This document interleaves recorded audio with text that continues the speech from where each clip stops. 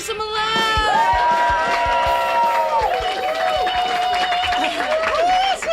Thank you! Most everyone has a scary clown story.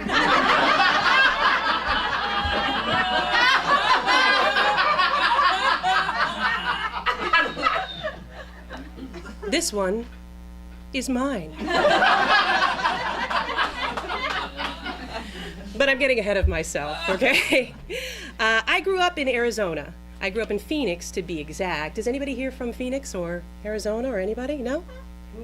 Ah, we're in Arizona. I got out of there really quickly, though. You can give me... I was born in Scottsdale. Okay.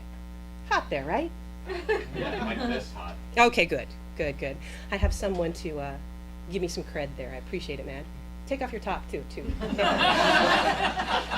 So I look back on Arizona fondly, unlike you. I remember my time there, my time in the live-in kiln where I spent my life.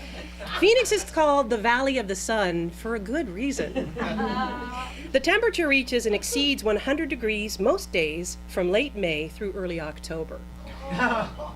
The year my folks decided to send me to summer camp to spare me from the heat, there was a record high temperature of 122.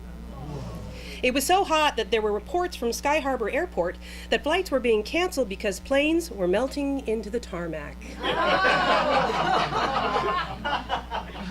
Me, as a kid in Phoenix, I didn't think twice about the heat. I mean, I didn't know from anything else, right?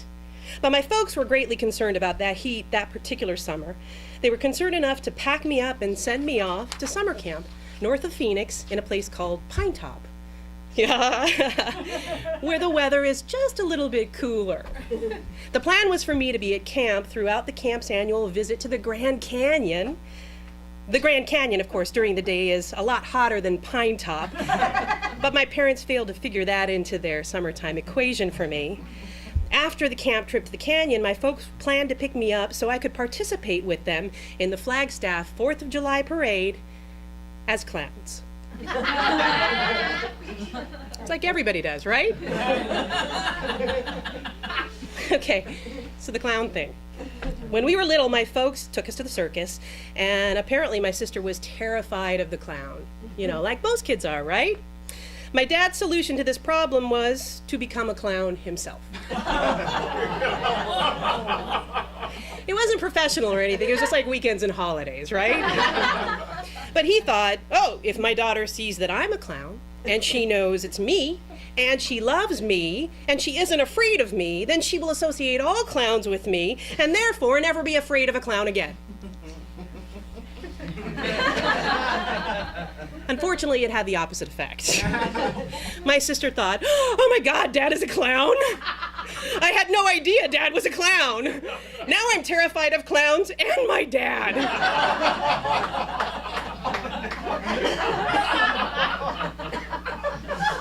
But instead of dropping the whole clown thing, my dad immersed himself and us in deeper.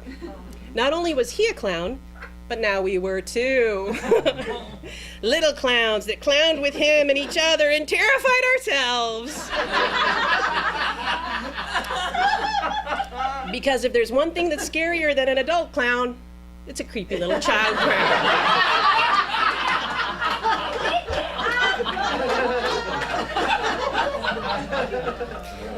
My dad, so this is the same guy that surprised me one day with the gift of a ventriloquist dummy.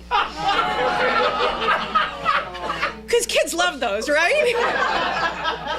They're not creepy at all, sitting in their little tiny rocking chair at the foot of your bed, waiting to murder you. To be fair, I was super excited about the whole going to summer camp part of the whole plan. I envisioned fun-filled days spent crafting sand candles and nights around the campfire singing, "There's a hole in the bucket, dear Liza, dear Liza." It's a good one. At the time, it was fashionable to pack all your belongings in a trunk, including your toiletries, stationery, magazines, comic books, and if you were really chic, You had one of those little round AM radios that looked like a Death Star. You put an extra 9-volt battery in case yours ran out. After our Greyhound bus arrived at the camp, we were assigned to our cabin and everyone picked bunks. And I was sharing one with Sharon Steckler, me on the bottom, her on the top. The night before we were to head off to the trip to the Grand Canyon, we had a secret after lights out party in the cabin. We played Truth or Dare and ate Pop Rocks and ate Andy Capp's hot fries. We had a really hearty chili dinner earlier in the evening.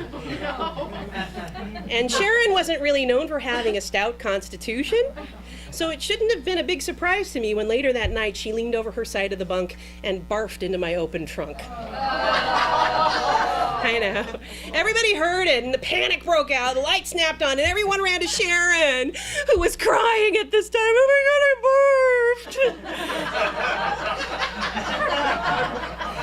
barfed. Lisa Shallard took charge. Oh my God, Sharon is sick. Rhonda, get the student nurse. Gloria, get her a Fresca.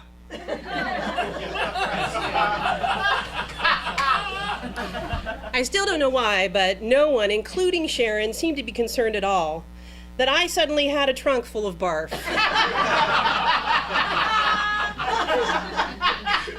Nothing in my trunk was spared, nothing. Including several issues of Tiger Beat magazine that featured articles on the DeFranco family.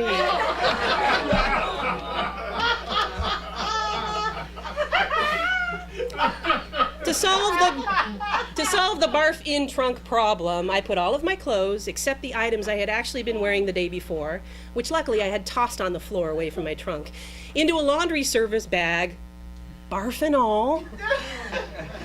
And I figured they'd take care of it and I'd have my clothes back in a week. In the meantime, I'd make do with the one outfit that I had. Though it was dirty, it was barf-free. So the next day we took a bus to one of the canyon-sanctioned camping sites and set up for the night. After a few s'mores and a couple of rounds of, they call it that good old Mountain Dew, we settled down for the night. Now, upon waking the next morning, I noticed that my forehead felt odd. It was really tightish and just unusual. But we were camping and there were no mirrors, and because I wore my hair with bangs, none of my fellow campers or staffers had any reason to look at my forehead, so I ignored it. We filled our canteens and we headed to the rim. Now, believe it or not, hiking down the Grand Canyon takes some effort. The paths are very steep and they're great, and it turns out that hiking down actually involves some intense isometrics. Add to that the intense July midday Arizona-style heat. Now, before the hike, the CITs cautioned us against sharing canteens. Now, we all know Sharon caught some bug, and we don't want to be spreading it around. So don't share your canteens. They didn't know about the Pop Rocks and the hot fries. As a kid, you aren't really good with the whole concept of rationing water, so if you're thirsty, you drink. And it turns out I was thirsty, and that day my canteen was empty by the time we were about 3/4 of the way down the path. So I was thirsty, I was covered in red clay dust from the canyon, in already dirty clothes, spiking a fever, and unbeknownst to me, my immune system was trying to counteract the effects of a black widow spider bite. Oh, wow. That was the cause of the tightness on my forehead.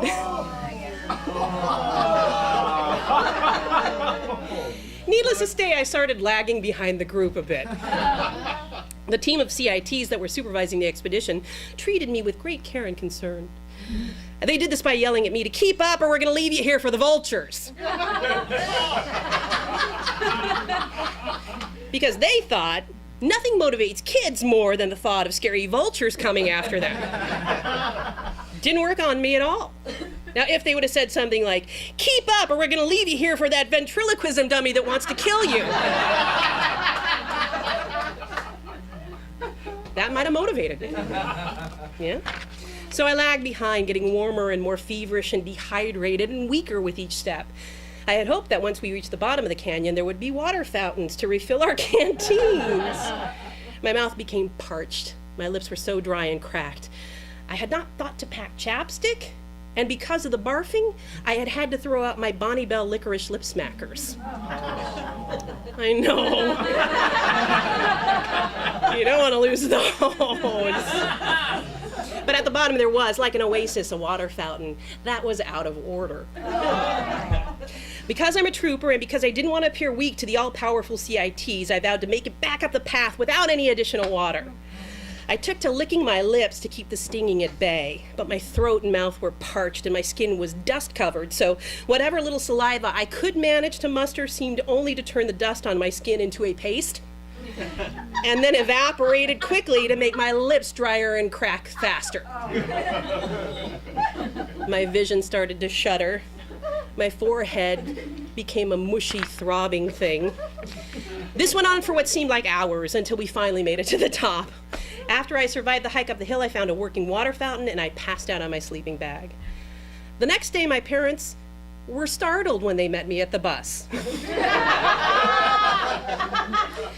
My forehead had swelled to ridiculous proportions from the spider bite, and my lip moistening remedy had earned me a parched, brown, dirt and dried skin and Batigo-like mustache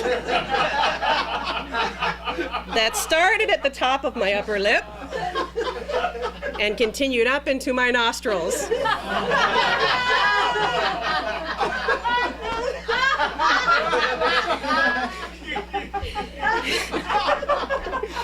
They rushed me to the hospital, and the doctor there assured them that I had passed through the worst of my predicament. He prescribed an antihistamine and a pain reliever and indicated that I should drink lots of fluids and rest. But as we were leaving the hospital, my parents decided that I was in too fragile a state to leave alone.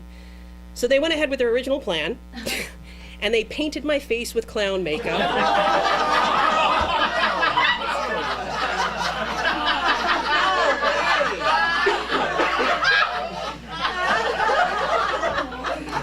All except the forehead. And the mustache, because it was already there. And they plopped me in the back of a Red Ryder wagon so I could rest.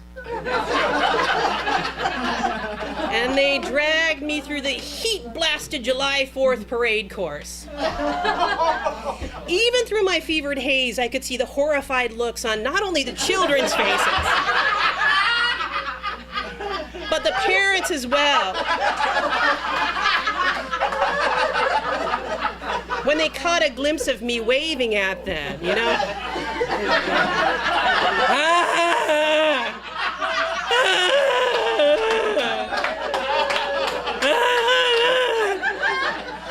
Happy 4th of July!